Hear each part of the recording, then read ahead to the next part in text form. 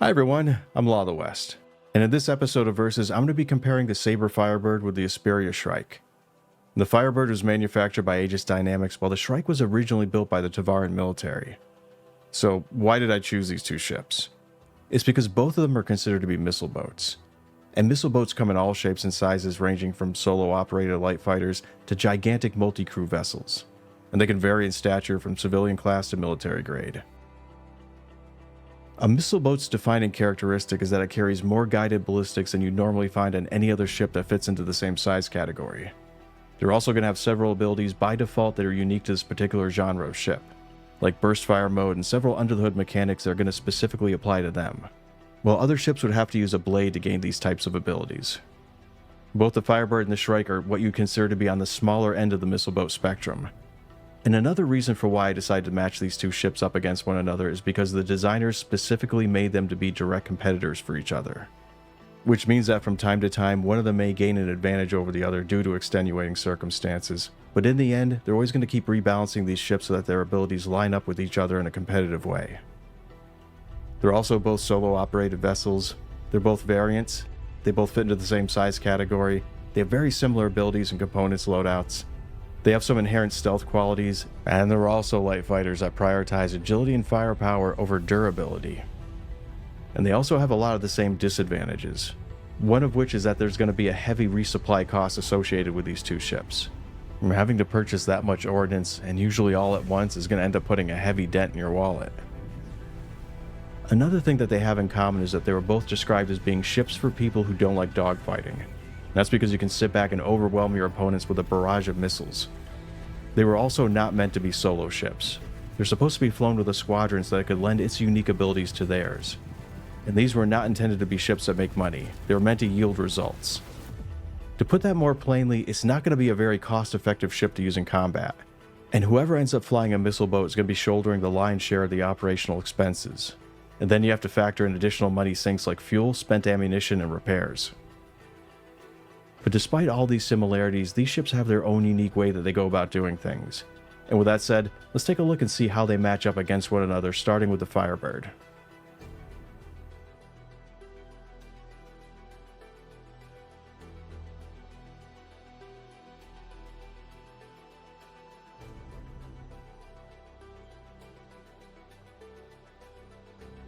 The Firebird has 24 size 3 missiles that can be shot in bursts of 6 at a time and has 2 size 3 guns. It does have some stealth abilities that comes from its incredibly ultra-thin chassis, which results in a rather substantial reduction in its cross-section.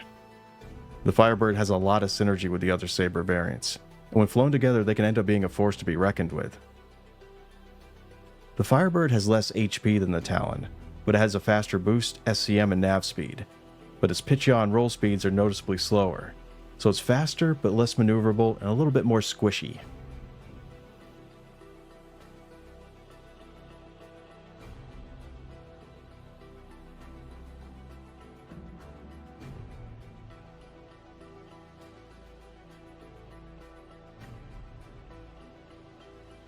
And then we have the Talon Strike.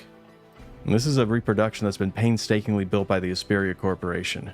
It may not be an original Tavaran ship, but it is faithful in its design all the way down to the last detail. While the only changes that have been done to it are to bring it up to current UEE safety standards and to have the flight seat molded to better fit a human's frame. It may not have the slimmest cross-section, but its chassis was built out of material that gives it some radar-absorbing properties. This effect is very similar in nature to how the Hornet Ghost Void Armor works. It has a complement of 24 size 3 missiles and 2 size 2 guns. And it has a unique ejection seat that shoots the entire flight deck forward instead of up in the air like classic Earthships do. Another Tavaran innovation that it has is a windowless flight deck, where it projects an image onto the inside of the ship's canopy. The only real downside that I see to this ship is with how long it takes to get in and out of it. As much as I love how the ship looks as it opens up, I feel like the whole process could be sped up so it's a lot faster than it is. And considering that this ship doesn't provide all that much protection to begin with, it makes that time that it takes to get into it feel like it's going to be the longest couple of seconds of your life. And it's only going to get worse if you're under fire and trying to rush to get into it while it's happening. The Shrike is also rather large for its size, especially when you compare it to the other light fighters.